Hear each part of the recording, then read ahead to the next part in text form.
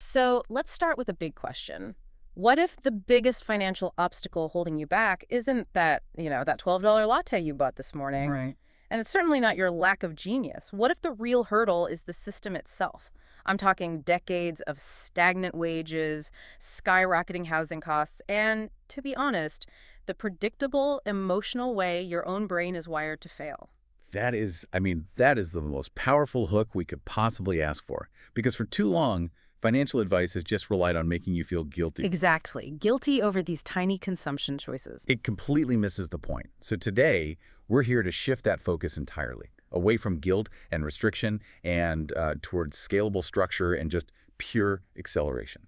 Welcome to the deep dive. Our mission today is, well, it's massive and it's clear. We're creating the ultimate financial shortcut. You asked for the definitive masterclass, and we delivered. We really did. We've synthesized 15 of our most powerful video transcripts into one seamless long-form discussion.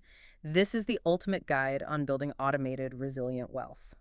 We're drawing from behavioral science, the hard math of compounding, and, the proven systems used by self-made millionaires. And if you're listening to this, you are already the learner. You're trying to gain that knowledge quickly and thoroughly. This deep dive is absolutely tailor-made for you across all the strategies we analyzed, including, the insights from our Video 10 Frugal Habits That Made Me Rich at 30. The foundational insight is always the same. Always. The difference between those who build lasting wealth and everyone else. It isn't some secret stock tip. It's not a lottery win. It really just comes down to daily, repeatable habits and superior emotional control. Absolutely. And as we drill down into the behavioral science, the argument we explored in our video, The Secret to Wealth, temperament over talent, it just became so clear. What was that? True wealth creation is fundamentally an engineering problem, not a speculative one.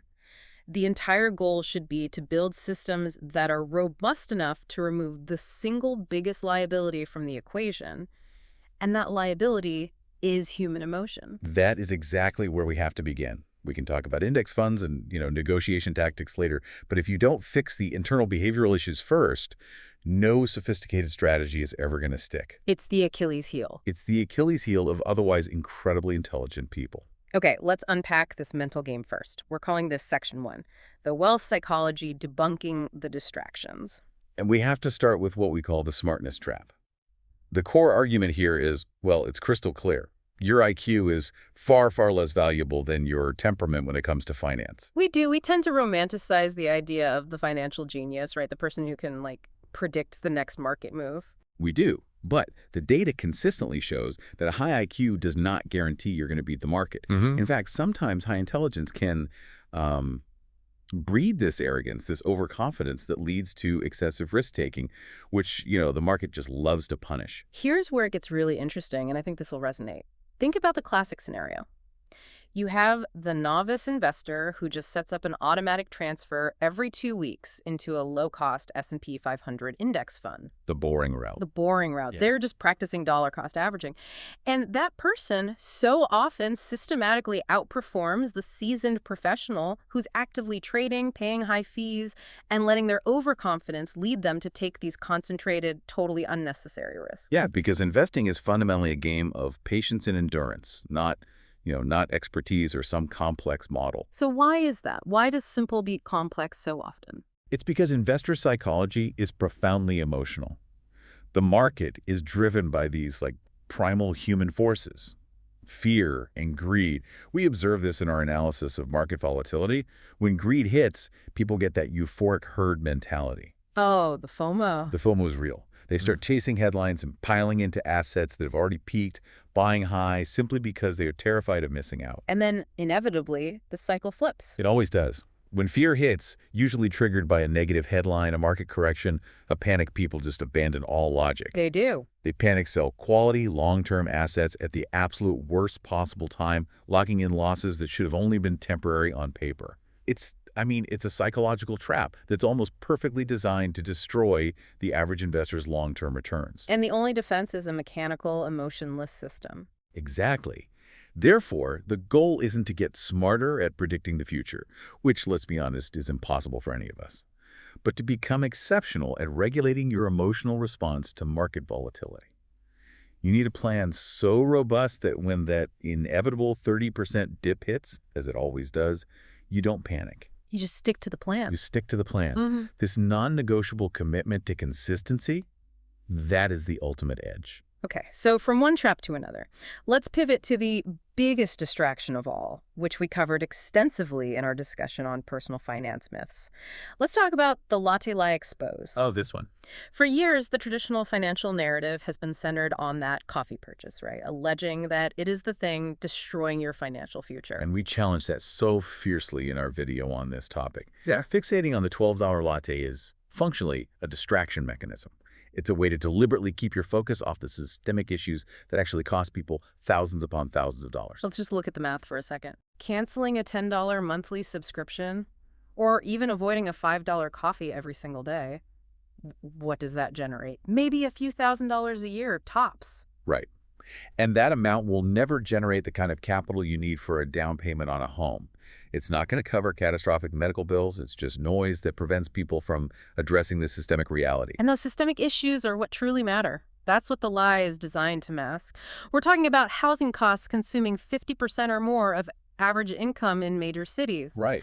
We're talking about healthcare expenses escalating to crisis levels that, trigger the majority of bankruptcies in the U.S. And decades of wage stagnation where salaries just have not kept up with the cost of living. This is the critical variable that creates financial stress. It's not primarily the rise in prices inflation that is the main problem. It is the absence of proportional wage growth. So the solution has to shift. Completely. From inducing guilt over these minimal discretionary spends to aggressively, ruthlessly addressing income growth and tackling those huge, systemic, fixed expenses. Okay, if this hook already has you thinking, you have to smash that like button right now to help spread this deep dive. Absolutely. And this leads to the final distraction we see just crippling long-term wealth building. Investment avoidance. We covered this in our video 6 Money Rules You Must Know. Personal finance for beginners. There's this perception out there that investing carries all this excessive risk. So people avoid the stock market altogether. They put all their extra cash into a standard savings account, feeling safe. But the inverse is actually true. Not investing is the greater risk. Cash, sitting idle in a savings account, earning what, a fraction of a percent? It is losing purchasing power every single day due to inflation. You're guaranteed to lose money. You are guaranteeing a loss. If inflation is running at 3% and your savings account earns 0.5%, you are guaranteed to lose 2.5% of your wealth annually. Yeah. You're guaranteeing shrinkage. The compounding mechanism, which we're going to explore, it is the primary engine for building substantial generational wealth. But compound interest requires market participation. If you avoid investing out of fear of volatility, you guarantee missing out on that power. You guarantee the slow, silent erosion of your wealth. Okay, so if the latte lie is just noise, and the focus needs to be on maximizing income and getting into the market, what is the fastest way to aggressively address that income growth? Let's do it. Let's move right into section 2, the acceleration lever relentless income growth. This is where we pour the high-octane fuel into your wealth engine. This is the pivot point, as we detailed in our video salary negotiation. The fastest wealth lever. People spend an exhausting amount of energy trying to optimize their investment returns. Right, trying to get 10% instead of 8%. Exactly. But the single biggest lever for wealth creation is not found in the market. Yeah. It is found in relentlessly increasing your primary income. Let's break down the math again, because this is where the difference becomes, it's staggering. It's critical to understand. It really is. There's a hard, unyielding limit to how much you can cut expenses. You can only save so much before you hit the floor. You cannot save 110% of your income. But there's virtually no ceiling on income growth. Virtually no ceiling. Yeah. If you can grow your career income by, say, $1,000 a month through skills, negotiation, a side business, you've just increased your annual deployment capital by $12,000.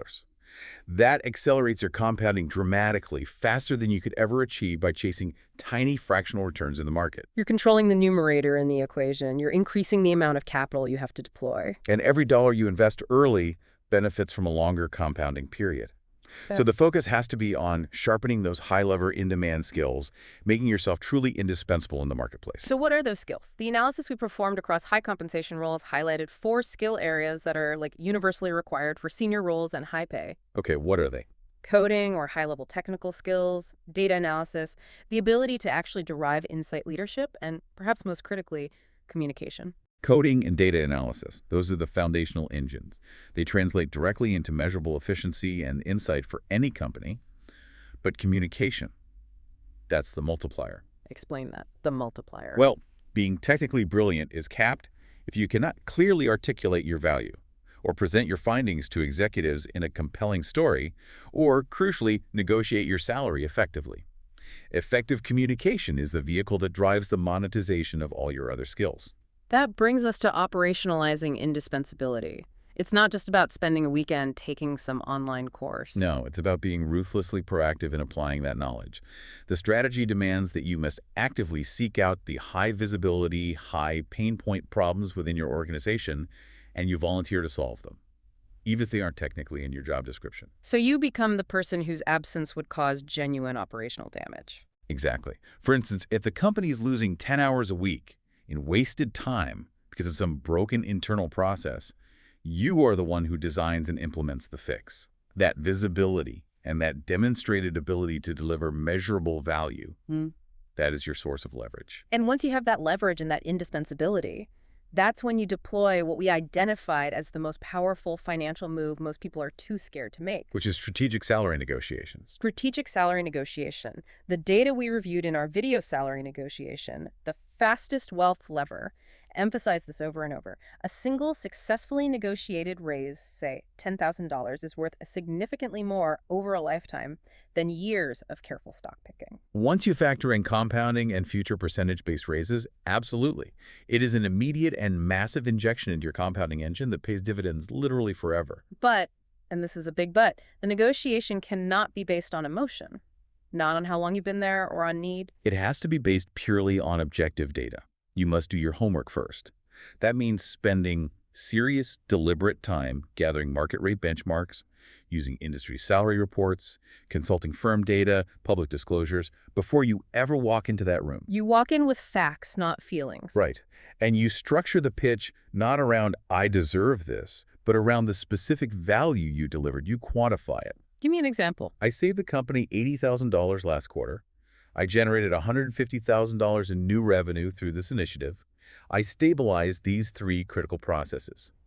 This shifts the whole conversation from a request for more money to a demonstration that the market dictates you are currently undervalued based on the measurable value you deliver. It is arguably the single fastest way to increase your investing power, period. And once that primary income stream is accelerated, we pivot immediately to building structural resilience. Because relying solely on one W-2 paycheck creates a significant fragility. If that primary job vanishes due to downsizing or, economic shifts, the entire system we're building is under threat. This is why the statistics are so telling. As we discussed in depth in our video 3 income streams, build resilience and freedom. 70% of self-made millionaires have at least 3 distinct sources of income. And that absolutely does not mean 3 full-time jobs. No, not at all. It means a diversified portfolio of income streams designed to withstand shocks. We categorize these streams into 3 essential types, and this is crucial for you, our listener, to distinguish. First, passive income. The dream. The dream. This includes things like dividends from index funds, interest from savings or bonds, or rent from physical or digital property like royalties. It's money that genuinely works while you sleep. Minimal active time input once the system is established. Yeah. Second, active side hustle income. This is based on monetizing your existing high-level skills, weekend consulting, freelance work, selling a digital course on something you're already an expert in. But it requires linear time input, meaning if you stop working, the income stops. But it's great for immediate high-margin cash flow to boost that build account. And the third, the holy grail, is leveraged income. This might include royalties from a book, profits from a scalable business where you hire other people to do the time-consuming tasks. Or large-scale digital product sales, like a software-as-a-service product that scales without your direct linear time input. The revenue is leveraged against a system or other people's time, not just your own. The overarching goal here is not just maximizing cash flow. It's building genuine resilience, so if that primary job vanishes, you have 2 other safety nets, one active, one passive, to sustain your system while you regroup. And the key here isn't perfection, it's speed. The actionable challenge we threw out was, list 3 side income ideas right now. Pick the easiest one, the one with the lowest barrier to entry, and launch it within the next 7 days. 7 days is aggressive, but it's intentional. Launching quickly forces you to stop that perfectionistic tendency of overplanning. You get immediate market feedback on whether the service is needed or the product is desirable, which is infinitely more valuable than spending 6 months refining some flawless business plan that never actually gets tested. Speed beats size, especially in that entrepreneurial starting phase. Absolutely. If this breakdown of income streams and the 7-day challenge is blowing your mind, drop a comment below right now with your biggest takeaway or the side hustle idea you're launching this week. We want to see your plans. And that rapid income growth brings us straight to the silent wealth killer that threatens to undermine all this hard work. Lifestyle inflation. Lifestyle inflation. The golden handcuffs, as we detailed in our video, Lifestyle Inflation, 6 figures, but still broke. Yeah. You get the raise, that crucial $15,000 bump we just negotiated, and immediately your baseline expense level just creeps up. You upgrade the car, you move to the slightly larger, more expensive apartment, and suddenly you're earning 6 figures, but you feel just as paycheck to paycheck as you did before. It is the invisible drain that keeps otherwise high earners trapped in a cycle of dependency on their current salary. The antidote is simple, but it requires immense discipline.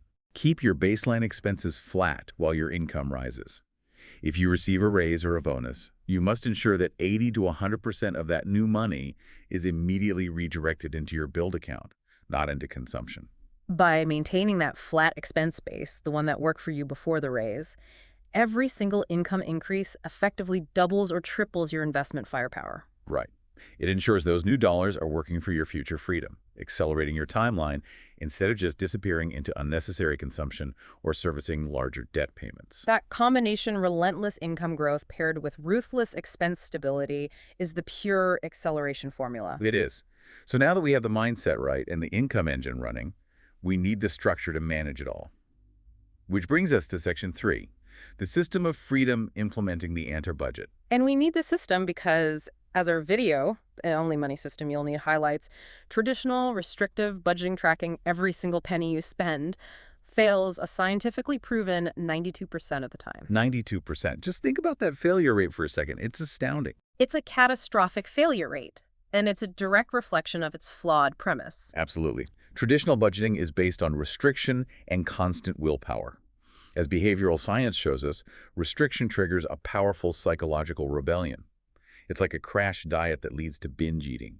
Your brain eventually just rebels against the constant no. And it's compounded by decision fatigue.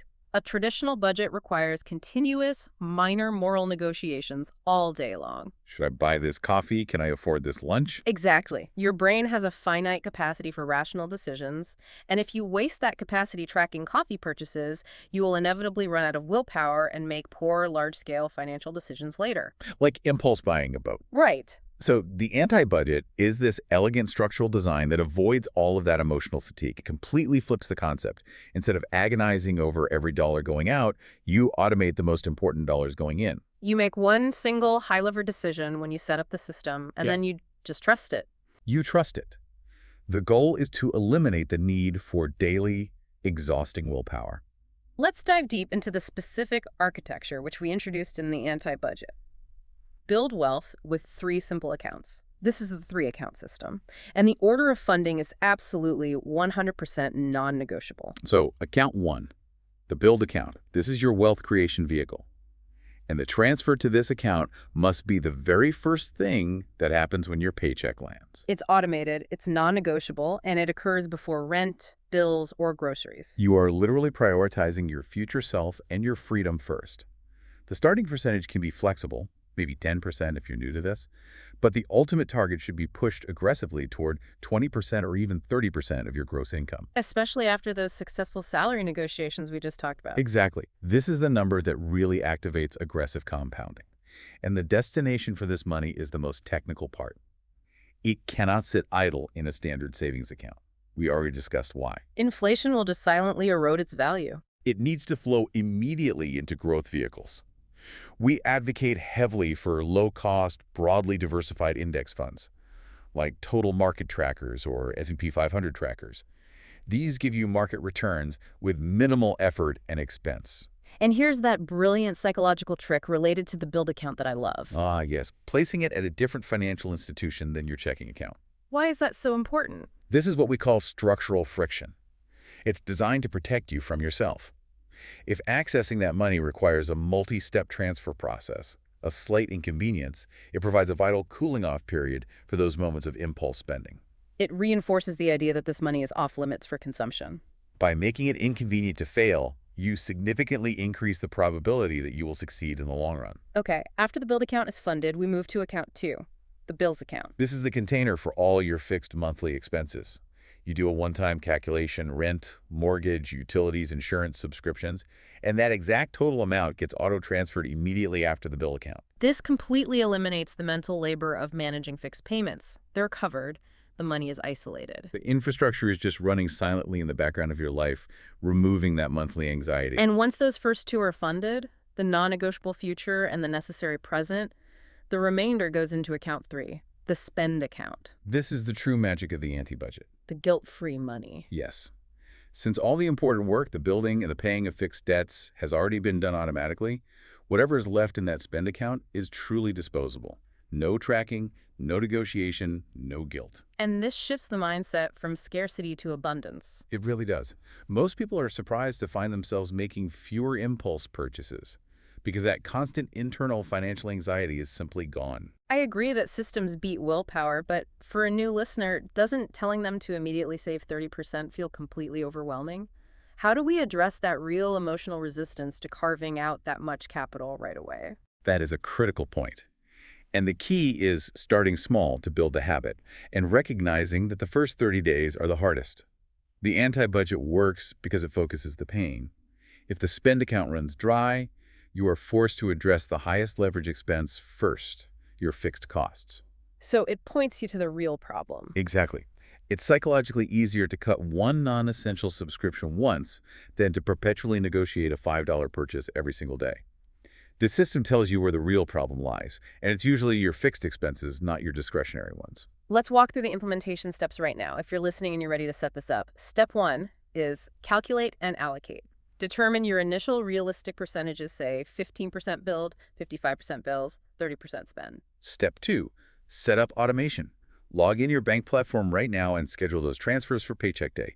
15% to the index fund, 55% to the bills account immediately. This should take you 10 minutes maximum. But it is the single most powerful 10 minutes you will spend on your finances this year. And step 3 is crucial, the 30-day monitoring period. Live with this system for a month. If the spend account runs out too fast, the primary recommendation is to focus aggressively on cutting those fixed expenses first. Do that high-leverage expense audit we discussed in our video on frugal habits. And if too much is left over, Increase the build percentage. It's a dynamic self-correcting system. The initial anxiety of not tracking daily spending will be real because you're breaking decades of conditioning. But if you stick with it, after 6 months, you will see the system deliver more success than 2 years of trying to manage your finances through daily willpower. systems always beat negotiation. Always. We have the capital and we have the rails to run on. Now we shift focus to section 4, the investment architecture, boring wins, and compounding. We need to revisit the power of compounding, which we talked about in our video on building automated systems for financial freedom. The growth is painfully slow in the early years. It's often called the grind. But it is absolutely exponential later. By year 15, for most long-term investors, the interest you are earning on the interest starts to eclipse your actual monthly contributions. That inflection point, it is pure magic. And the power of patience is best illustrated by the behavioral challenge inherent in long-term holding. Think about that Amazon example we analyze. Shares were, what, $18 in 1997? Right, and if you were a long-term believer and held, you would be incredibly wealthy today. But think about the behavioral temptation. To sell at $20 just to lock in a tiny profit. Or, far worse, to panic sell at $10 during the dot-com crash in the early 2000s or the 2008 financial crisis. The behavioral temptation to sell out of fear is immense. Most investors simply cannot hold through that volatility. They sell for minor profits or out of sheer terror, and they miss out on decades of exponential growth. The critical lesson here is that the market is basically designed to reward patience and punish impulsivity. And that is precisely why we recommend dollar cost averaging, or DCA, consistently investing a fixed amount on a fixed schedule, regardless of what the price is doing. By automating the transfer and the purchase, you are systematically fighting that urge to time the market. You're making the decision completely automatic and habitual.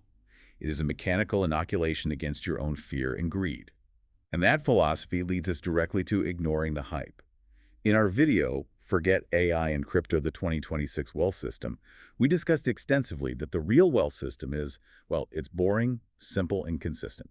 Hype cycles, whether it was the dot-com bubble in 2000, the housing crisis in 2008, crypto in 2021, or whatever the next big thing is, maybe AI in 2026, they all follow the exact same pattern. Prices surge, herd mentality FOMO takes over, valuations detach from reality. And then reality hits. The average investor enters at the peak and sells at the bottom. The investors who build real wealth are the ones who ignore the noise and stick to boring, disciplined strategies. The foundation of this system is globally diversified, low-cost index funds. Evidence shows they outperform the vast majority of active fund managers over time. And they do it with less stress, lower taxes, and significantly lower fees.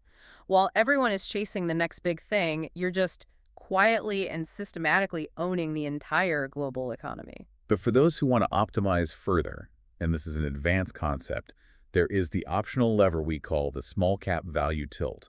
This is crucial for long-term outperformance. Okay, break that down. Small cap value tilt. The core idea is that by adding exchange-traded funds, ETFs, focused on companies that are both smaller, so small cap, and cheaper relative to their earnings, so value, you tap into a factor that has historically delivered an excess return, a risk premium. And why does that premium exist? Well, this historical tendency is based on behavioral science. These stocks are often overlooked by big institutions. They carry more volatility, so investors demand a higher long-term return for holding them. So it's essentially accepting a slightly bumpier ride in exchange for a statistically higher expectation of return over decades. Exactly. The most undervalued opportunities aren't hidden gems in some secretive venture capital deal. They're often entire public categories of companies, like small cap value, that most investors never touch, even though the evidence is right there in front of them. Cycles always flip back to favor this value factor. Always. Now let's talk about generating passive income via dividends, which we covered extensively in our video Dividend Investing Explained. A dividend is simply a thank you check from a company for owning their stock. It's a distribution of earnings. And crucially, you don't have to sell your shares to get paid. You keep the stock, it grows in value, hopefully, and you still collect cash flow into your build account. And here's where the math gets exponential, the snowball effect.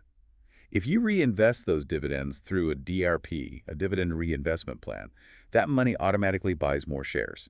Those newly purchased shares generate more dividends. Give us an example. Let's say you invest $10,000 at a 4% yield. Reinvested consistently, that can snowball into tens of thousands of dollars in pure passive income over 20 years, without you adding a single extra dollar of your own earned income. So, to choose dividend stocks wisely, the focus should be on dividend growth stocks, companies like Johnson & Johnson or Coca-Cola that raise their dividends year after year, outpacing inflation. Or dividend ETFs for instant diversification across hundreds of stable payers. We caution against the high-yield trap. Avoid those risky high-yield stocks that look too good to be true because those companies are often distressed and can cut those payouts instantly. Diversification is your most important safety net. If this contrarian strategy from our video, Forget AI and Crypto, the 2026 Wealth System, is convincing you that boring beats hype, smash that like button and subscribe for more deep dives that ignore the noise. We've established the engine and the system. Now let's talk about the destination. We move now to Section 5, Freedom and Longevity, the Ultimate Goal. This is where we introduce the concept of FIRE, financial independence, retire early, which we detailed in our video, How to Quit Work and Live Free. And it's critical to understand that this movement is not about achieving a specific age like 65. No, it's about achieving financial independence. It means making work entirely optional, regardless of your age. And the underlying formula for FIRE is mathematically simple, but it requires aggressive execution. You have to save aggressively, invest wisely, using the boring index fund strategies we just outlined, and design your life intentionally. While most people save the conventional 5 to 10% of their income, FIRE adherents are aiming for 50% or more. The math is just undeniable. The more you save, the faster you achieve that critical crossing point where your passive income exceeds your expenses. You could potentially retire in your 40s instead of your 60s. And there are multiple flavors of FIRE, which make it appealing across different income levels and lifestyles. Lean FIRE is about living frugally with a modest annual withdrawal, maybe $30,000 to $40,000 a year. On the other end, there's Fat FIRE. That's for those who save millions and want a comfortable, even luxurious retirement with high spending. Then you have the hybrid paths. Coast fire means you've saved enough early, perhaps by age 35, that you can stop contributing entirely and just let your existing investments grow passively until traditional retirement age. You might only need a few $100,000 saved for that mechanism to kick in. And finally, there's barista fire, which is a highly appealing hybrid approach. You retire from your high-stress main career, but still work part-time, maybe at a coffee job or consulting. Right, for extra income or, critically, to maintain access to health benefits. The underlying goal in all these scenarios is always the same: freedom. Freedom to choose how you spend your most valuable asset, your time. And the crucial guideline for making any version of firework is the 4% rule. Ah, yes. The general guideline, derived from historical market data, suggesting you can safely withdraw 4% of your total portfolio annually, adjusting that amount for inflation each year, with a very high probability of your money lasting for 30 years or more. So if your annual expenses are $40,000, you need a $1 million portfolio. If your expenses are $80,000, you need $2 million. It's simple math. And once you achieve Fire E, the challenge fundamentally shifts from accumulation to management, as we detailed in our video Retirement Planning Made Simple. The very first step in this management phase is defining your retirement goals with precision and estimating your annual expenses. While many studies suggest retirees need between 70% and 80% of their pre-retirement income, that varies wildly based on whether you plan to travel internationally or simply enjoy quiet hobbies at home. And this leads to the critical aspect of diversification post-work. Many assume retirement means shifting entirely into conservative investments like bonds or cash. But this is a mistake. Research shows that maintaining 40% to 60% in equities is absolutely essential to combat the silent killer: inflation. Too little growth guarantees the erosion of your purchasing power over decades. That's a crucial point. If you have $1 million and inflation runs at a modest 3%, prices will double in about 24 years. If you don't maintain growth in your portfolio, your $1 million will feel like $500,000 halfway through your retirement. And we have to talk about the elephant in the room: healthcare costs. Studies estimate that a typical couple may spend over $300,000 on medical expenses throughout retirement, even with Medicare. So planning for supplemental insurance, long-term care coverage, and maximizing contributions to tax-advantaged health savings accounts, HSAs, is critical to ensure medical costs don't derail your hard-earned financial security. Another evidence-based strategy for longevity is Social Security optimization. If you are financially independent and have savings, delaying claiming your benefits until age 70 rather than the earliest age of 62 can increase your monthly payments by up to 32%. For those in good health, delaying benefits is often the most effective way to purchase a massive, inflation-adjusted annuity from the government. Tax strategy is also paramount, and this comes down to account diversification, traditional versus Roth. Withdrawals from traditional retirement accounts like 401ks are taxed as ordinary income in retirement. While Roth accounts provide tax-free withdrawals, by strategically drawing from different account types each year, you can manage your taxable income bracket, minimize your tax liability, and maximize your after-tax income throughout retirement. And finally, addressing longevity risk, the possibility of outliving your savings. Right. Annuities, while often complex, can provide a guaranteed lifetime income stream to hedge against that risk, complementing other income sources. And of course, for legacy and peace of mind, estate planning is essential. Wills, trusts, and clear beneficiary designations minimize taxes and conflict for your heirs. Whether you're aiming for lean fire or just a comfortable retirement, these advanced insights from our videos, How to Quit Work and Live Free and Retirement Planning Made Simple, should be your roadmap. If you're already applying this knowledge, drop a comment below and tell us what stage of fire you're targeting. So now we shift into Section 6, the daily operating system habits that sustain discipline. We've built the structure, now we need the high-performance operator, who can maintain the system without burning out. This revisits the core insight from our discussion on 10 frugal habits that made me rich at 30. Highly successful people don't find time for high-leverage activities. They take it. They take it. Their success relies on intentional barriers built against distraction and procrastination. The most significant habit we found is the sacred morning routine. Waking up at least 2 hours before your first scheduled obligation. The neuroscience supports this. Your brain is clearest and most resilient to distraction in those early hours. It is the only time you truly own your agenda before the demands of the external world. The emails, the meetings, the texts begin. And the micro-actions during this time are crucial. First, a 10-minute brain dump to outline tomorrow's top 3 tasks and just get them out of your head, reducing that cognitive load. Second, 5 minutes of movement. signaling to your body and mind that production mode is now active. And here's the trick to consistency: removing the power of negotiation. Put the phone or alarm across the room. Yes, there is no snooze button. You force physical movement, successfully conquering the first decision of the day, which builds momentum for conquering the rest of your high-leverage tasks. Next is knowledge compounding. The benchmark that the average CEO finishes one book a week is intimidating, but the practical application for you is 30 focused minutes a day reading inputs that compound value. Biographies, business strategy, investing principles, and again, the simple cue is everything. Leave the book open on a high-traffic surface like the kitchen table or next to your morning coffee maker. The book stares at you. Your brain stares back. It lowers the activation energy required to engage with valuable information, making it the default choice over mindless scrolling. Moving on to goals. Big, abstract goals fail when they stay big. Micro habits should feel stupid to skip.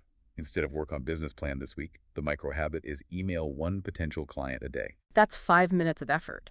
But it generates powerful, non-overwhelming momentum 365 qualified leads a year just from one small daily action. And linked to that is the sticky note rule for prioritization. Write the top 3 priorities on a sticky note the night before. The critical discipline here: do not touch the phone or open email until those 3 items are complete.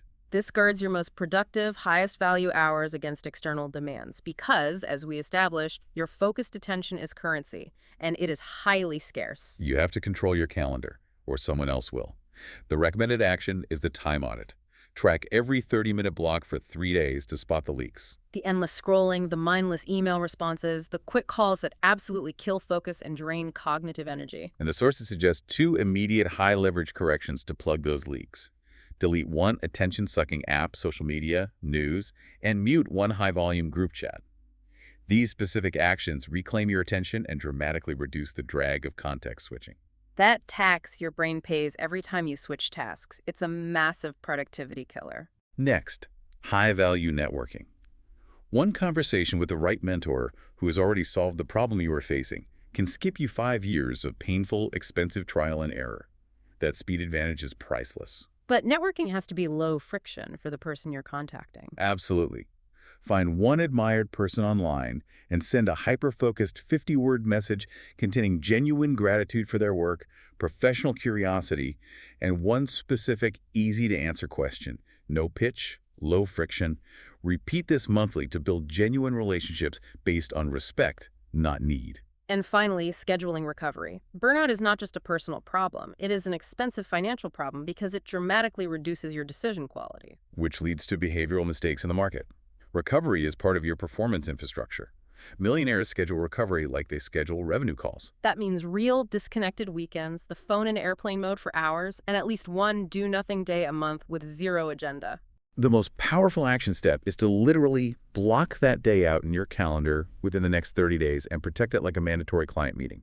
Because you are, by far, your most important client. If protecting your time and automating your success based on these systems is what you're looking for, hit that bell icon and subscribe now so you don't miss our next epic deep dive. We have covered so much ground today, synthesizing 15 deep dives.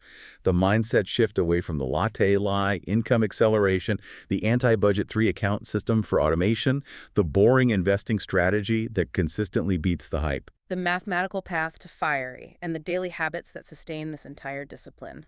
The ultimate goal here is financial freedom, not just a number on a screen. And we want to synthesize the best action steps into 2 concrete challenges for you to execute this week. Start today. Challenge number 1, the automation test. This week, set up an automatic transfer, even if it's just $50 into an index fund or a brokerage account. The mechanism is everything. The amount is secondary. Once the system is built, the money will follow. Challenge number 2, the income accelerator. Commit to 1 concrete action this week to increase your earning power. That means actively preparing a salary negotiation using objective market data, starting to learn one of those high-lever skills we talked about, or launching the easiest side hustle idea within 7 days to get that crucial market feedback. Executing both of those challenges instantly and measurably changes your financial trajectory. We encourage you to revisit the specific individual videos mentioned throughout this discussion. The anti-budget. Build wealth with 3 simple accounts, salary negotiation, the fastest wealth lever, the secret to wealth, temperament over talent, and all the others. for even deeper tactical instruction on each topic.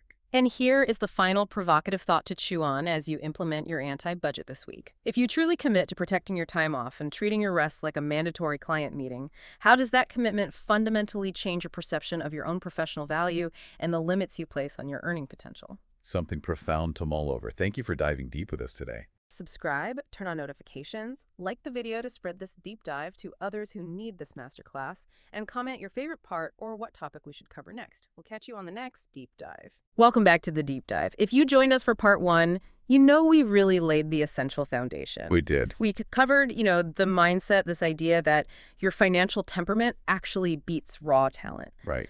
We talked about the ruthless acceleration of compounding and, of course, the strategies for growing your primary income. We basically built the mental framework for wealth. And that framework is, it's absolutely critical, but it really only sets the stage. Financial success, at the end of the day, is an engineering problem. Part 1 gave us the blueprint. Now, in part 2, we actually execute the structural engineering. We're moving from theory to building the impenetrable fortress. Exactly. Our mission today is that complete transition. We're moving away from manual, emotional, guilt-ridden financial management to a totally automated system, the actual architecture of financial freedom.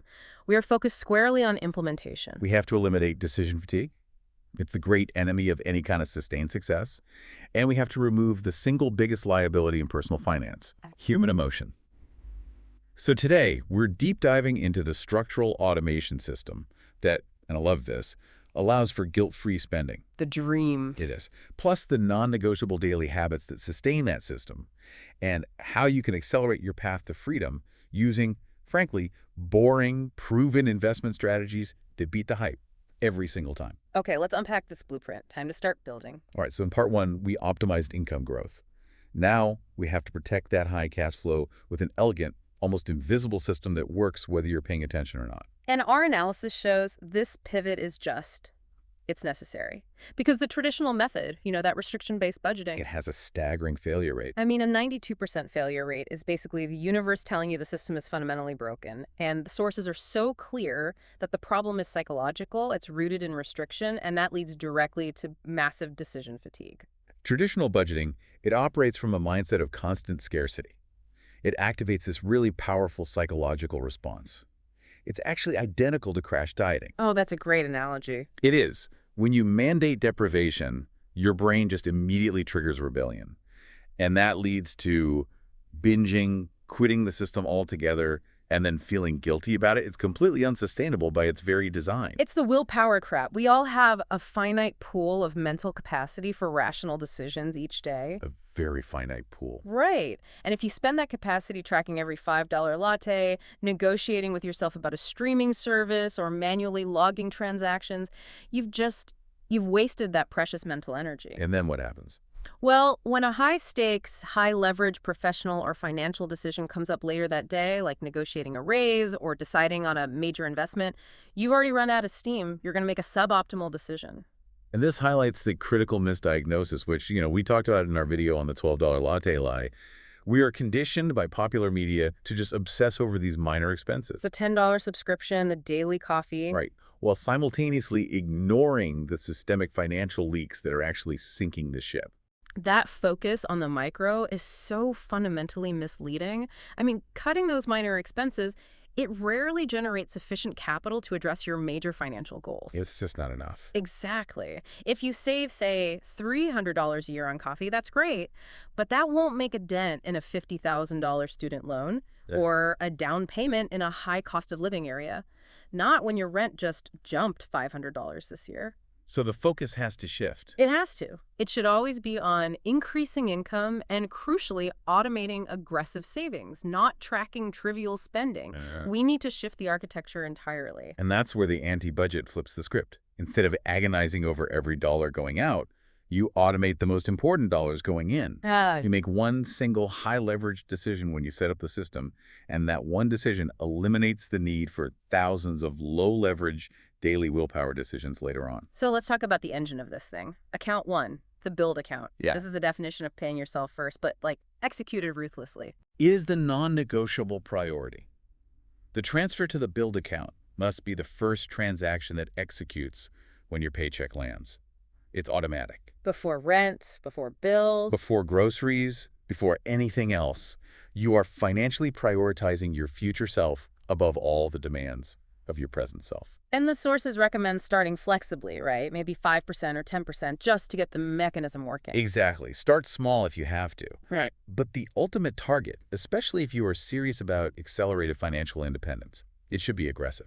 What are we talking? We're talking 20 to 30% of your gross income. And look, if you can't hit that 30% mark, you need to go back to part 1 of this deep dive and focus harder on the income accelerator side. Okay, so the money is transferred. Where does it go? The destination of that money is critical. It's non-negotiable. As we outlined in our video, Automated Systems for Financial Freedom, this capital absolutely cannot sit idle in a standard savings account. Where it just loses value to inflation. Every single day. It has to flow immediately into growth vehicles. So we're talking low-cost, broadly diversified index funds.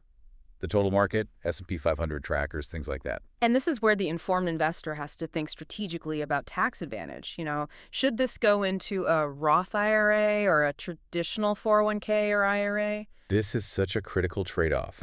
For most younger or mid-career individuals, people who expect their income, and therefore their tax bracket, to be higher in retirement than it is today, the Roth IRA is gold. You pay the tax now at your current lower rate, and every single dollar of growth, plus all your withdrawals in retirement, is completely tax-free. That tax arbitrage is a massive and I think often underestimated lever. And if you're already a high earner or you've maxed out your Roth contributions for the year, then a standard taxable brokerage account holding those exact same low-cost index funds is the next priority. The critical concept is that the mechanism, the automation to growth assets, that's what drives 90% of the outcome. Okay, now for what you called the brilliant structural defense, you have to place the build account at a different bank than your spend and bills accounts. You must. Why is this step so critical? I know it sounds inconvenient, but I'm guessing convenience is the enemy here. Convenience is the absolute enemy of automation in this case. This creates what we call structural friction. Structural friction, I like that. Impulse spending relies on immediacy, zero resistance. If accessing that build account requires logging into a completely different bank portal, initiating a multi-step transfer that takes 1 or 2 business days to clear, you've built in a vital cooling off period. Right. That delay forces you to confront the decision. Do I really need this impulse purchase enough to spend 48 hours waiting for the money? It protects your money from your emotions by making the transaction inconvenient. Okay, moving on to account 2, the bills account. This is the container for all fixed expenses, and this is where I think a lot of people get tripped up on the implementation. It sounds simple. Just sum up rent, insurance, utilities. But the devil is in the details here. You perform a one-time calculation summing all fixed, monthly, and crucially non-monthly expenses. So you mean annual expenses like car registration or property taxes? Exactly. Or semi-annual insurance premiums. They have to be calculated, annualized, and then divided by 12. That's the key distinction, isn't it? If your car insurance is, say, $1,200 annually, you need $100 per month flowing into that bills account. Correct. That way, the funds are just sitting there waiting. When that bill hits 6 months from now, you have to account for those seasonal or quarterly fluctuations. Absolutely. So once you have that exact annualized total, that amount is auto-transferred immediately after account 1 is funded. We'd also recommend adding a small, maybe 5 to 10% buffer to that total for utility fluctuations or small unexpected cost increases. And this isolates the fixed costs. It isolates them completely. It removes 100% of the mental labor associated with managing deadlines. The money's there, it's insulated, and it's just running silently in the background of your life. And finally, account 3, the spend account. This is where the magic and I think the peace of mind really happens. Whatever is left after, account 1 secures your future, and account 2 covers your necessary present. That is the guilt-free money. Because all the heavy lifting, all the important work has already been accomplished automatically. What remains is truly disposable. No tracking, no negotiation, and most importantly, no guilt. And the psychological transformation there must be profound. It really is. When you operate from a place of structural abundance, knowing your future and your present necessities are fully covered, you often find yourself making fewer impulse purchases. Why is that? Because the root cause of financial anxiety, which often drives people to seek immediate gratification through spending, has been eliminated by the system itself. The system creates peace of mind, and that translates into better, calmer consumer behavior. Okay, so the setup has to be actionable, not just theoretical. Right. Step 1. Calculate and allocate. Decide on your starting allocation. A strong setup might be something like 20% build, 55% bills, that's accounting for the annualized expenses, and have a buffer and 25% spend. Step 2 is to set up the automated transfers, like immediately. Today. Log in today and establish the rule. Paycheck hits, money moves. 20% to the index fund, 55% to the bills account, period. And step 3 is the crucial maintenance phase, the 30-day audit. Yes, you have to live with the system for a month to test your ratios. If the spend account runs dry too quickly, the sources heavily recommend that you aggressively cut fixed expenses in that bills category. The high leverage expense audit. It's that. Before you even consider lowering your build percentage. Let's define aggressively cut fixed expenses because that sounds intense. That means auditing the biggest items: housing, transportation, and debt. Can you refinance that high-interest debt? Can you move to a slightly smaller apartment to drop $300 a month? Can you ditch one of your 2 cars? Those decisions, you make them once, and they free up capital forever. They have a massive compounding effect. And if the opposite happens, if you have too much money left over in the spend account. A great problem to have. You immediately increase the build percentage. You just keep optimizing the system further. It's a dynamic, self-correcting system designed to constantly maximize your investment velocity. And that initial anxiety, that feeling of scarcity when you see your main checking account drain down after those transfers go out. That's just your old financial conditioning breaking down. You have to stick with it. After 6 months, you look at that build account balance, and the system proves its worth. Systems always beat negotiation. That is the structural engineering principle applied to money. Exactly. You know, if this strategy, the one from our video on the anti-budget, build wealth with 3 simple accounts, if that just clicked for you. The 3-account system. Right. Do us a favor and smash the like button right now. And you know what? Drop a comment below letting us know your starting build percentage target. Let's see who's being the most aggressive. Love that. Okay, so we've built this brilliant financial system in Section 1. But a strong financial fortress is only as resilient as the person maintaining it. So now we have to look at the daily discipline that sustains the anti-budget and prevents behavioral failures. This is all detailed in our video 10, Frugal Habits That Made Me Rich at 30. This is the operating system upgrade for the individual. And the sources repeatedly stress that successful people don't find time for high-leverage activities. They take it. They build intentional routines and remove cognitive clutter. The single most significant habit cited is waking up at least 2 hours before your first scheduled obligation, whether that's a meeting, a drop-off, or your commute. And that window is not for checking social media or starting emails. It is sacred. And it's because of neuroscience, the prefrontal cortex, the part of the brain responsible for high-level planning, complex decision-making, critical thinking. The CEO part of the brain. Right. It's at its clearest and most resilient to distraction in those early hours, before all the external demands start hijacking your focus. It's the only time you truly own your own agenda. And the routine itself is designed for these tiny micro-actions that build immediate momentum. It starts with a 10-minute brain dump. Get tomorrow's looming tasks, anxieties, all those lingering thoughts out of your head and onto paper, or a dedicated sticky note. The psychological benefit of that is huge. You're eliminating what's called the Zeigarnik effect, the tendency of the brain to keep unfinished tasks and open loops running in the background, consuming processing power. And once it's written down, your brain can relax. It's captured. followed immediately by 5-minute movement. Simple stuff. A quick stretch, a walk around the block, a few push-ups. It just signals to your body that production mode is active and builds immediate physical momentum. And the critical implementation rule for this is no negotiation. No negotiation. Place the alarm across the room. Eliminate the snooze button entirely. You conquer the very first decision of the day by forcing physical movement, establishing immediate control, and that builds the momentum you need for the high-leverage work that follows. Next is the habit of continuous, focused knowledge input. The sources often cite the CEO benchmark. The average successful executive finishes 1 book a week. And that's not about speed reading or showing off. Not at all. It's about consistent, strategic input. The discipline is committing to 30 focused minutes a day, concentrating exclusively on inputs that directly compound your value.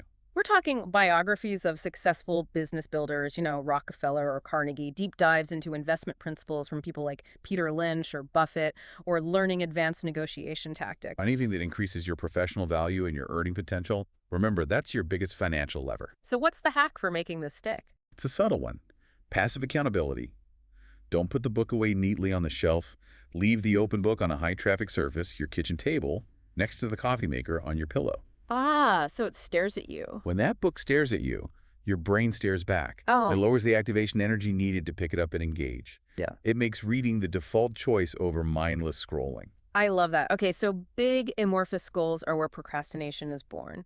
They need to be ruthlessly sliced into micro habits. And these micro habits have to be so small, so quick, that they feel, and I'm quoting here, stupid to skip. So an example. Think about launching that $100,000 side hustle. Right. If your goal is work on business plan for 3 hours, you're going to fail. You will procrastinate. Right? Instead, the micro habit is email one potential client a day asking for feedback. It takes 5 minutes. It's ridiculous to skip. But over a year, you've contacted 365 leads and gathered invaluable market data. The goal is relentless, compounding momentum over massive size. And this links directly to the sticky note rule for prioritization. Yes.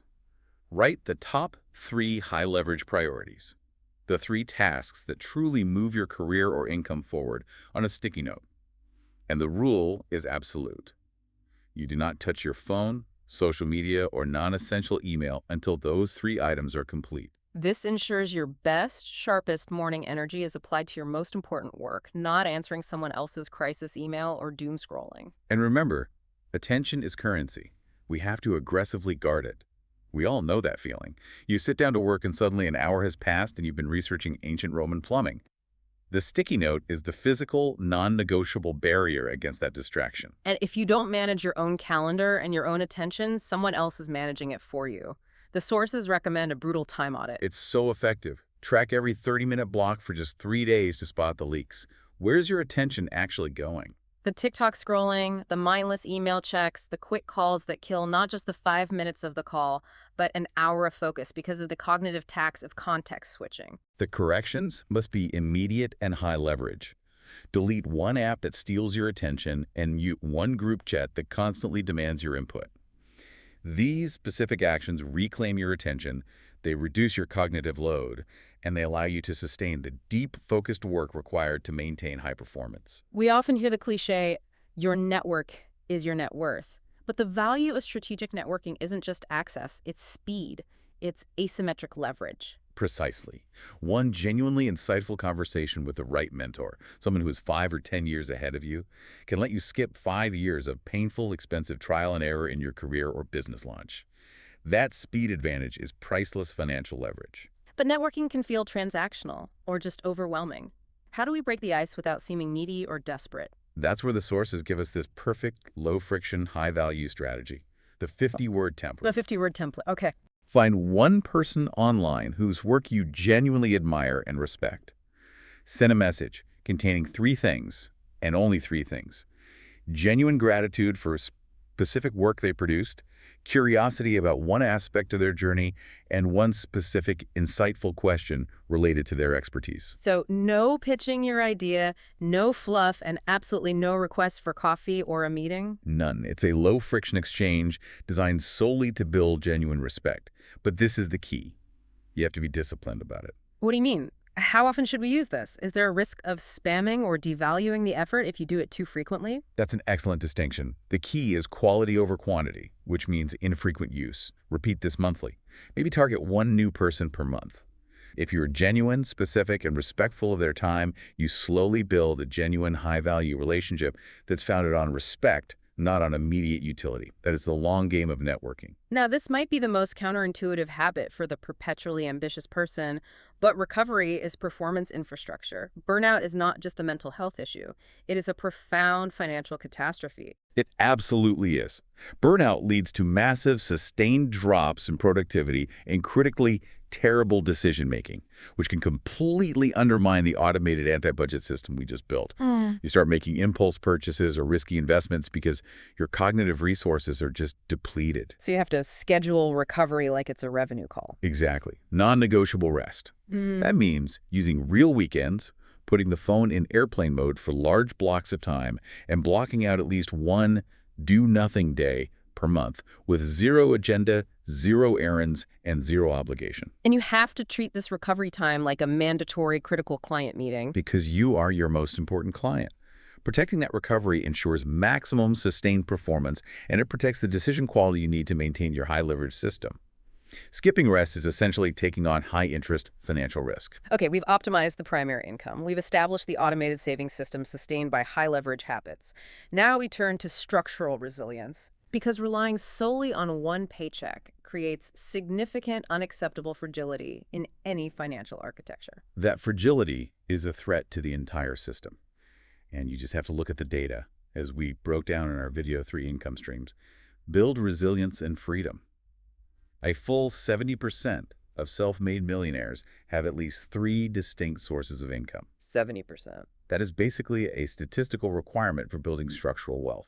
And the goal isn't to work 3 full-time jobs. The goal is redundancy. That's it. If the primary income stream, the W-2 job, vanishes overnight due to a market shock or a layoff, the secondary streams act as an immediate safety net. They provide critical cash flow, whether that's a consulting stream or a dividend portfolio, while you confidently find the next opportunity. And that redundancy gives you an incredible psychological advantage. It does. When you go to negotiate your salary for the new opportunity, you're negotiating from a position of strength, not desperation because the light's already staying on. That resilience is absolutely priceless. So to make this actionable, we need to categorize the 3 distinct income streams that successful people pursue beyond their primary W-2 income. Right. First, we have Stream 1, passive income. This is income generated with minimal ongoing effort after the initial setup. Like dividends from stocks or interest from savings. Exactly, the traditional assets, but also modern assets like income from REITs, real estate investment trusts, or royalties from licensing digital content that you've already created.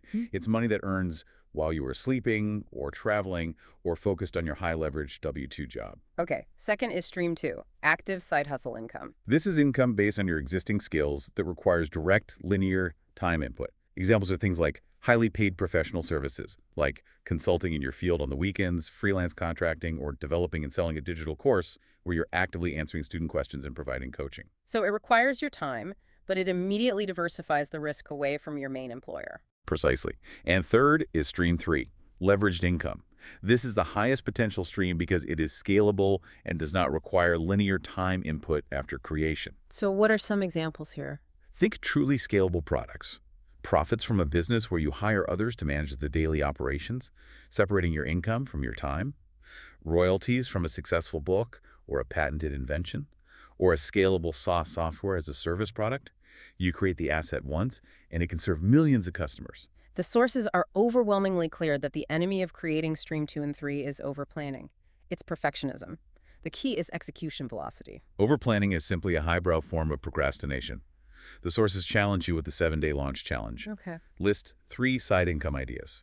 Pick the easiest one, the one with the absolute lowest barrier to entry, and launch it visibly within the next 7 days. And launching doesn't mean having a perfect 50-page business plan and a polished website. Not at all. It means a minimum viable product, an MVP. It might be one simple landing page offering a consultation service, or one short PDF ebook for sale, or even a single social media post advertising your specialized service. That rapid execution forces you to stop polishing and start gathering immediate market feedback. And that feedback, what people are willing to pay for, what problems they actually have, is infinitely more valuable than spending 6 months refining a flawless plan that never gets tested in the real world. Speed absolutely beats size, especially when you're seeking that first dollar of diversified income. That rapid income growth brings us straight to the ultimate wealth killer that threatens to undermine all this hard work: lifestyle inflation. Oh, yeah. As we detailed in our video, Lifestyle Inflation, 6 figures, but still broke. Yeah. This is the invisible drain on wealth. It's the golden handcuffs. You get the raise, you get the bonus, and immediately your fixed expense baseline creeps up. You upgrade the car, move to the fancier neighborhood, add 2 more expensive streaming services. And suddenly you're earning $200,000 a year, but you feel just as paycheck to paycheck as you did at $80,000. It keeps high earners financially trapped because their necessary expenses always seem to match their new income. So how do we build structural resilience against this psychological creep? The antidote is simple, but it requires immense sustained discipline. Keep your fixed expense base flat while your income relentlessly rises. This has to be a non-negotiable part of your financial operating system. The action step is concrete then, and it ties directly back to account one. It does. If you receive a $15,000 raise this year, you must ensure that 80 to 100% of that new money is immediately redirected into the build account. Not into consumption, not into a new car payment. It goes directly into growth assets. Let's just look at the math. If you earn $100,000 and you save 20%, that's $20,000. If you get a $15,000 raise and immediately redirect 100% of it to the build account, you are now saving $35,000. You've nearly doubled your investment firepower while your lifestyle remained completely flat. This is how you exponentially accelerate the path to financial freedom. Relentless income growth paired with ruthless expense stability, that is the formula for escape velocity. Okay, we've established the cash flow, the structural automation, and the personal discipline. Now, let's drill down into what actually works best in the market and how it systematically leads to the ultimate goal of financial independence. We established in part one that wealth is built by time in the market, not timing the market. The market is specifically designed to reward the patient and punish the impulsive. Right. I mean, the dramatic difference between holding Amazon stock from $18 in 1997 through every single crash versus selling in a panic at $20 perfectly illustrates that principle. And the mechanical solution to fight that emotional urge to time the market is dollar cost averaging, or DCA. It's the core function of that automated build account. DCA investing a fixed amount consistently, regardless of price. It acts as a mechanical inoculation against fear and greed. When the market is crashing, you're buying more shares cheaply. When the market is euphoric, you're buying fewer. It completely removes the decision-making process. Now, when everyone in 2026 is chasing the next huge meme stock or the latest AI coin, like we discussed in our video, Forget AI and Crypto, the 2026 wealth system, the real boring system that wins is globally diversified, low-cost index funds. So why are these mathematically superior to trying to pick individual winners? There are two massive reasons. First, expense ratios. The difference between an index fund that costs, say, 0.04% and an actively managed fund that costs 0.5% might seem small. That sounds tiny. But compounded over 30 years, that tiny difference in fees can consume hundreds of thousands of dollars of your potential return. Minimizing fees is the only true free lunch in investing. And the second reason? Diversification. By owning the entire market, you guarantee that you own the winners whenever and wherever they emerge with minimal stress. But for those listeners who want to optimize further, who already get core index fund strategies, the sources suggest an optional optimization, the small cap value tilt. What exactly are we optimizing for here, and what's the trade-off? This taps into what economists call a factor premium. Historically, over many decades, companies that are smaller, that's the small cap part, and cheaper relative to their earnings, that's the value part, have provided higher returns than the general market. We're leveraging the risk factor premium associated with these stocks. That sounds great, but what's the risk? There's always a risk. The trade-off is higher volatility. These stocks can experience deeper, longer drawdowns during recessions. For the disciplined, long-term investor with the emotional stamina to weather those storms, this tilt, which you can achieve by allocating a portion of your build account to a specific small-cap value ETF, can accelerate long-term returns. But it only works if you keep your temperament under control.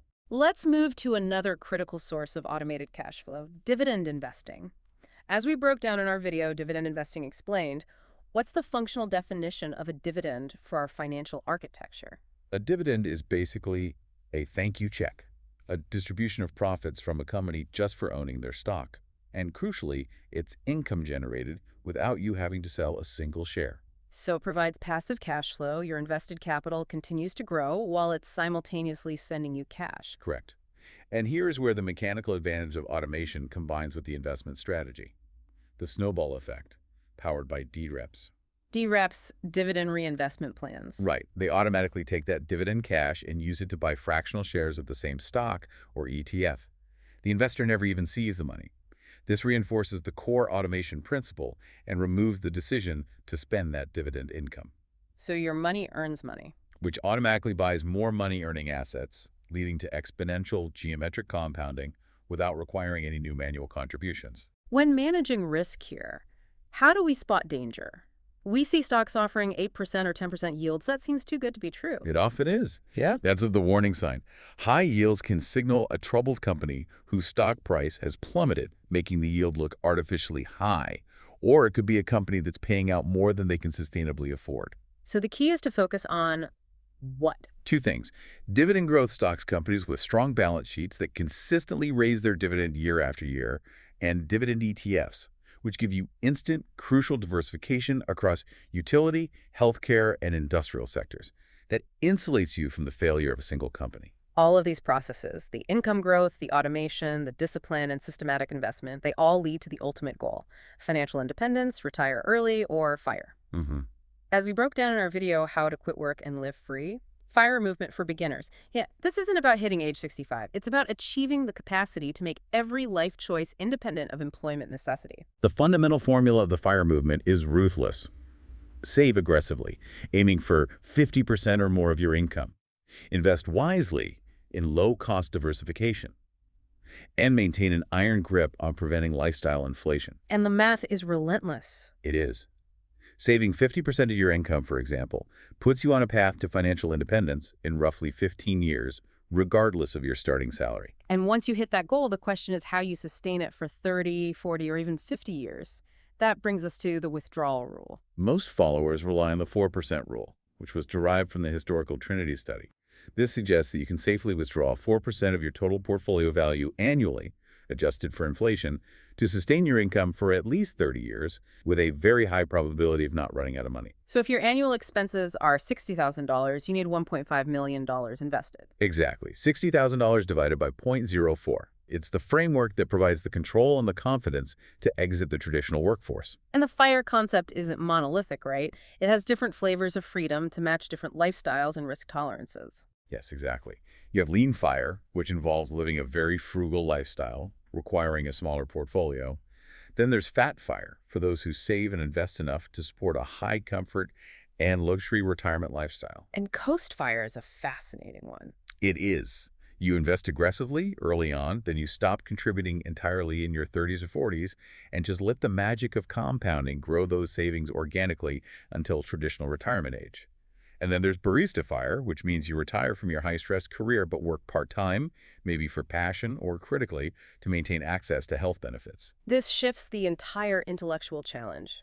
As we detailed in our video, Retirement Planning Made Simple, once the accumulation phase is complete, the focus shifts entirely from how to make money to how to manage it, protect it, and align those resources with your vision for longevity. The first key strategy for longevity is healthcare. This is the great unmanaged risk. Studies estimate a typical healthy couple may spend $300,000 or more on medical expenses throughout retirement. You must plan for this with Medicare supplements and potentially long-term care coverage. And this is where we need to highlight the strategic use of health savings accounts, or HSAs.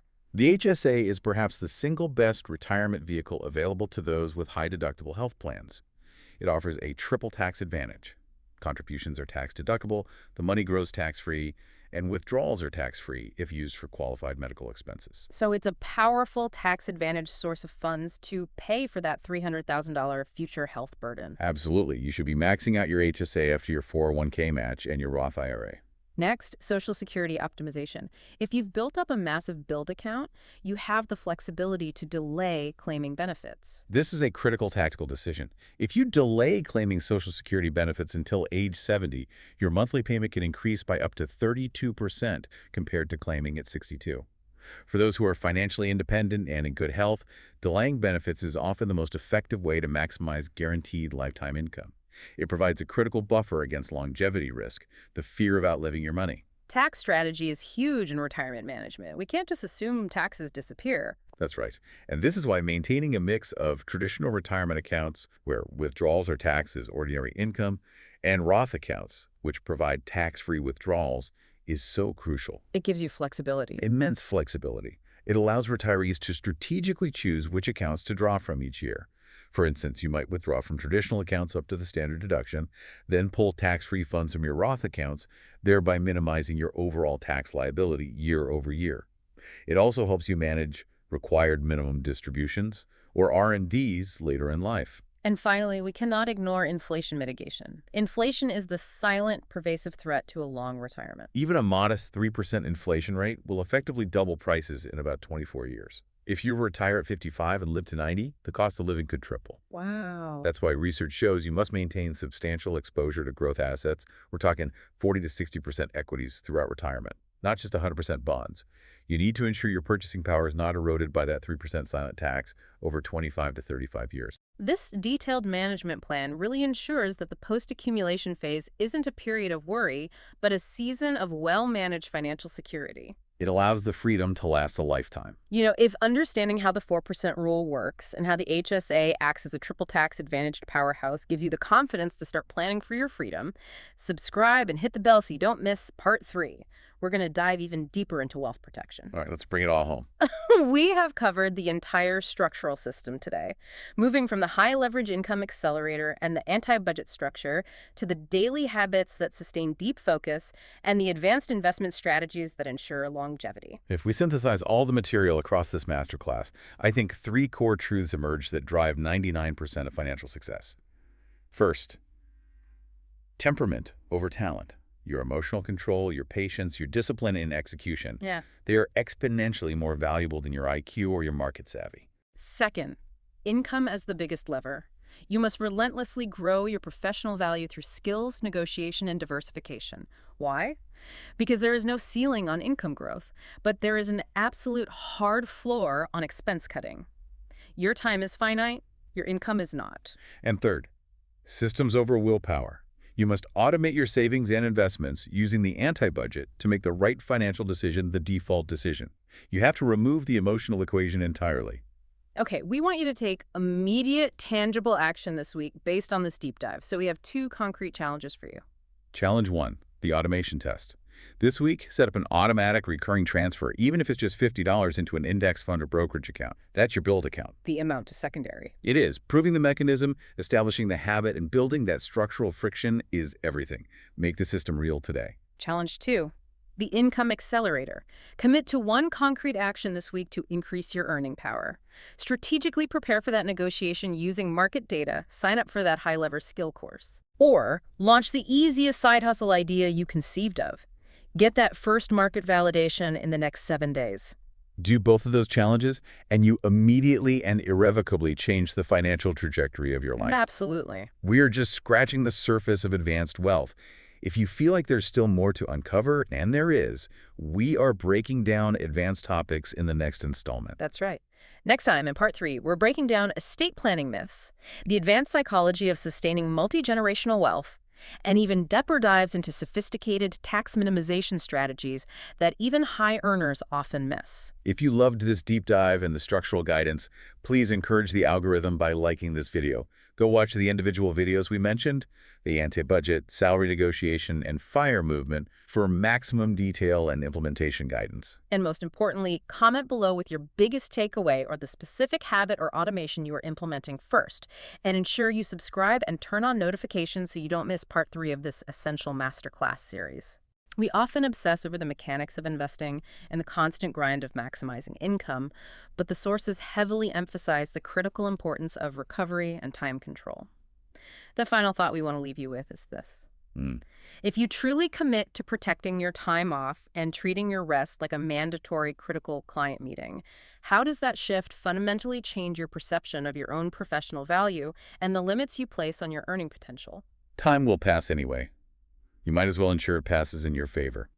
Thank you for joining the deep dive. Design a life of freedom. See you next time. Welcome back to the deep dive. We have been on a major journey. In the first 2 parts, we locked down the behavioral foundation, then poured rocket fuel on your income engine. Right, because you have to accelerate that income. Yeah. We saw that in our video on salary negotiation. It's the fastest lever you have. Exactly. So now we pivot. We're talking about architecture. Because you can have all the motivation, all the income in the world, but if the structure is fragile, It just collapses. yeah. The mission today is all about getting that structural clarity. We want to eliminate the single biggest threat to your financial success, which Right. is that constant psychological drain, Decision fatigue. decision fatigue, Yeah. and always relying on willpower. It's just exhausting. So we're digging deep into a systematic solution today, pulling straight from the insights in our videos like automated systems for financial freedom and, of course, the only money system you'll need. So let's just start with the big, hard truth. Why do traditional budgets fail? I mean, the stats say over 90% of the time. It's purely psychological. I mean, think about it.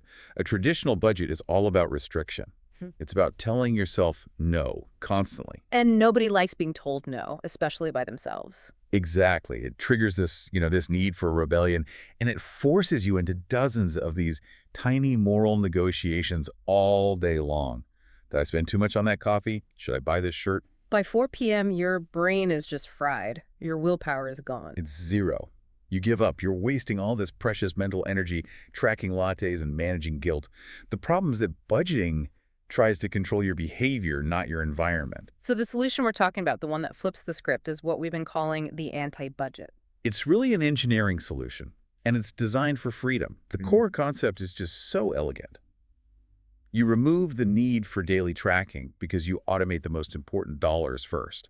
So the right decision becomes the default decision. The decision has already been made for you, no willpower required. Okay, let's unpack the architecture then, the three accounts, because the order of operations here is like absolutely non-negotiable. Critical.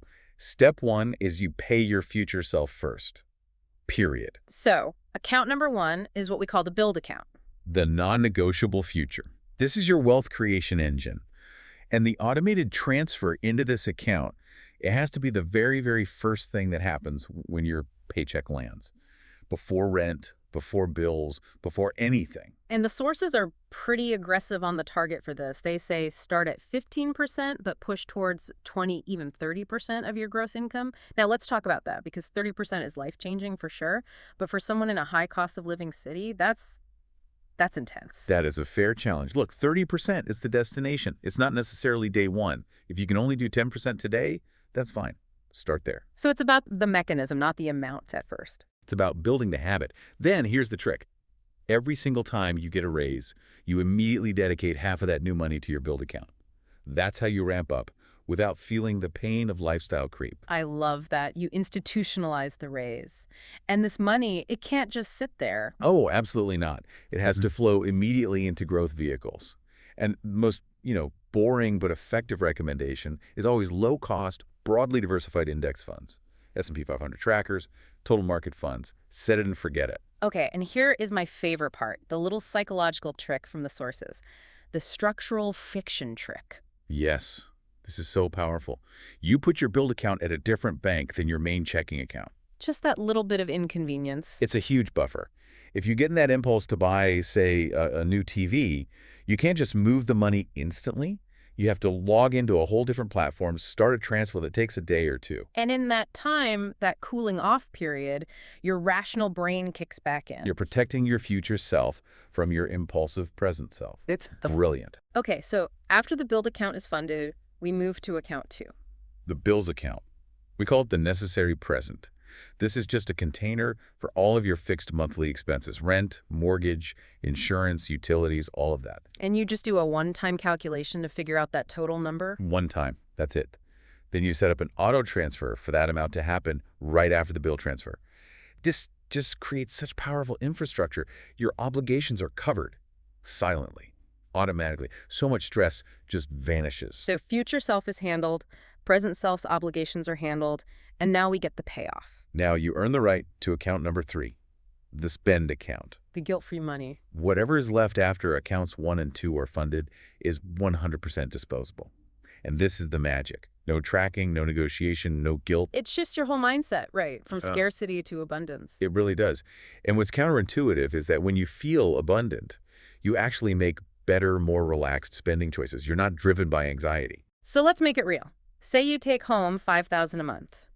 You decide on a 20% build rate, so that's $1,000. Right. And let's say your fixed bills are $2,500.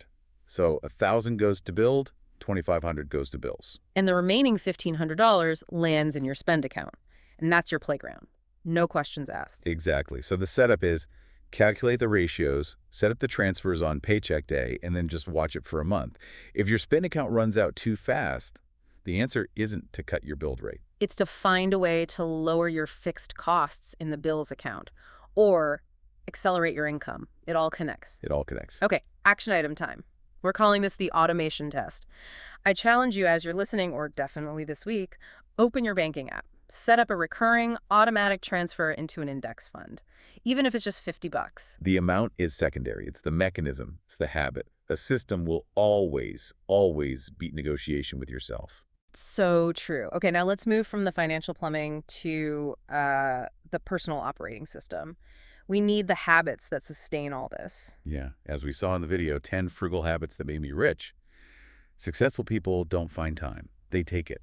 They protect it. And the sources are so focused on this idea of the sacred morning routine, waking up at least 2 hours before your first real obligation. That time is yours. Your brain is at its clearest. There's no external noise yet. That's when you do the deep work. It starts with these little micro actions, a 10-minute brain dump, just get all the thoughts and to-dos on a paper. And then 5 minutes of movement, a stretch, a quick walk. You're just signaling to your body that it's time to get going. And what about the biggest failure point? The snooze button. Ah, the snooze button. The no negotiation rule. The fix is so simple it's almost dumb. Put your alarm clock across the room. So you physically have to get out of bed to turn it off. You're up. The first battle of the day is won. No negotiation possible. Okay, next habit. Knowledge compounding. We're not talking about reading a book a week like some CEOs claim to. Just 30 focused minutes a day. The key is the quality of the input. So, biographies, business strategy, investing principles, things that upgrade your mental models. Exactly. And here's a little accountability cue for that. Leave the book you're reading open on a high-traffic spot, like your kitchen table. When the book stares at you, your brain stares back. It lowers the activation energy. I like that. It really does. And this connects right into goal slicing. Big goals are intimidating, and that's why they fail. You have to slice them down into habits that feel stupid to skip. So a goal like launch a $100,000 side hustle, that's terrifying. Right. But that becomes the micro habit of email one potential client a day. That's 5 minutes. Anyone can do that. But over time, the momentum is unstoppable. And this all requires guarding your attention, which the sources say is quite literally currency. It is your most valuable currency. Which brings us to the sticky note rule. The night before, write your top 3 high-leverage tasks on a sticky note. And the critical rule is, do not touch your phone until those 3 things are done. No email, no social media, nothing. you have to protect that peak focus. If you don't control your calendar, someone else will. Which leads to time control. The time audit. Yes. For just 3 days, track every 30-minute block of your time. You will be horrified at where your time is going. The mindless email checks, the constant context switching. It's a killer. What's the immediate fix? Delete one distracting app from your phone and mute one group chat today. Yeah. Just those 2 things reclaim a huge amount of mental energy. Love it. Okay, let's talk about leverage, networking, and mentorship. One good conversation with the right person can save you 5 years of trial and error. It's the ultimate shortcut. But nobody wants to get that awkward, can I pick your brain? No. So here's the template.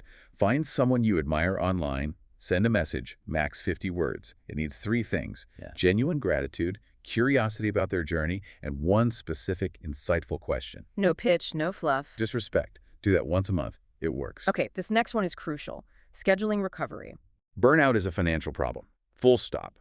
When you're burned out, your productivity plummets, you make bad decisions, you have to treat recovery like revenue. So scheduling it like a client meeting. Exactly. Mandatory rest, real weekends with your phone on airplane mode, and one do-nothing day a month.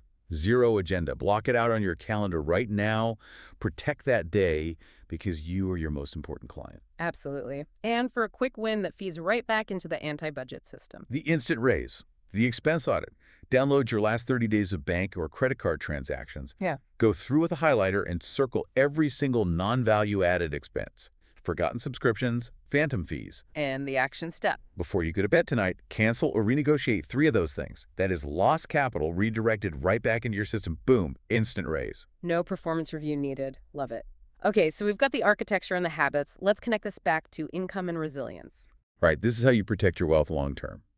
And as we saw in our 3 income streams video, the data is clear.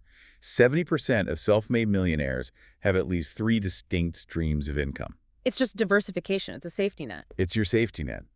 So beyond your primary job, your W-2 income, the streams fall into 3 main buckets. First is passive income. Dividends, interest, rent. Money that works for you.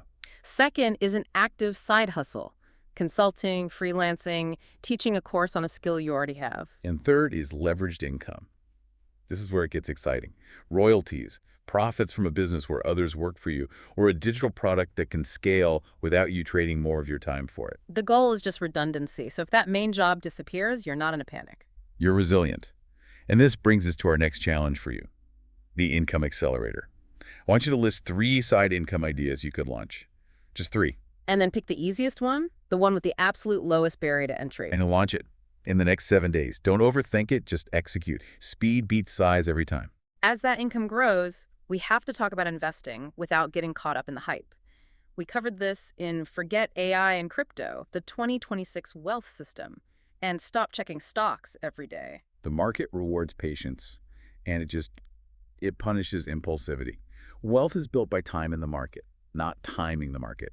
That boring, globally diversified index fund strategy, it's still the champion. But for listeners who really want to optimize, the sources do mention an optional lever, adding a small cap value tilt. Okay, that sounds like a bunch of jargon. Break it down. It's simpler than it sounds. Yeah. It just means dedicating a small slice of your portfolio to smaller-sized companies that are also considered cheap or trading at a low price relative to their book value. And why would you do that? Because decades of academic research show that over the long term, this specific factor has delivered higher returns than the broader market.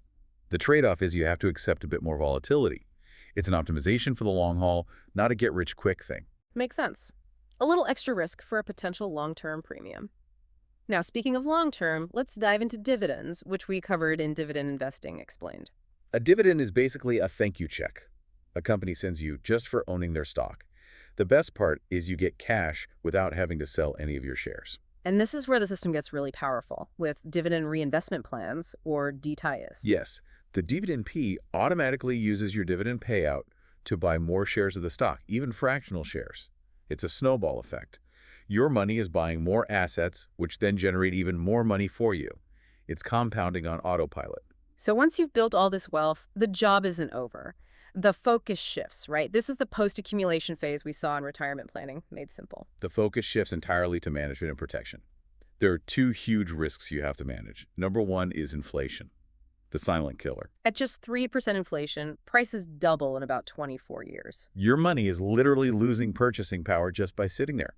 So you have to stay invested in growth assets, even in retirement. And the second risk is longevity risk. The risk of outliving your savings. And it's a very real risk now that people are living 25 or 30 years after they stop working. So what are the strategies to manage that?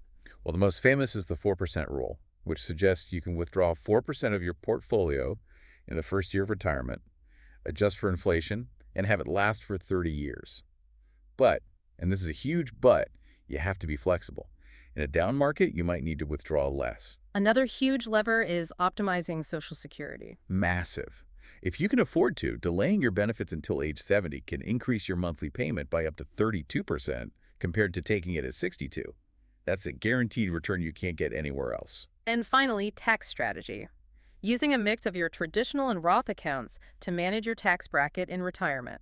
It gives you so much flexibility to minimize taxes and make your portfolio last years longer. Wow. Okay, we have covered the entire spectrum in this series, from the behavioral foundation to income acceleration to the anti-budget system, and now, finally, to protecting that wealth for life. To pull this entire 3-part deep dive together, we've got 2 final challenges for you.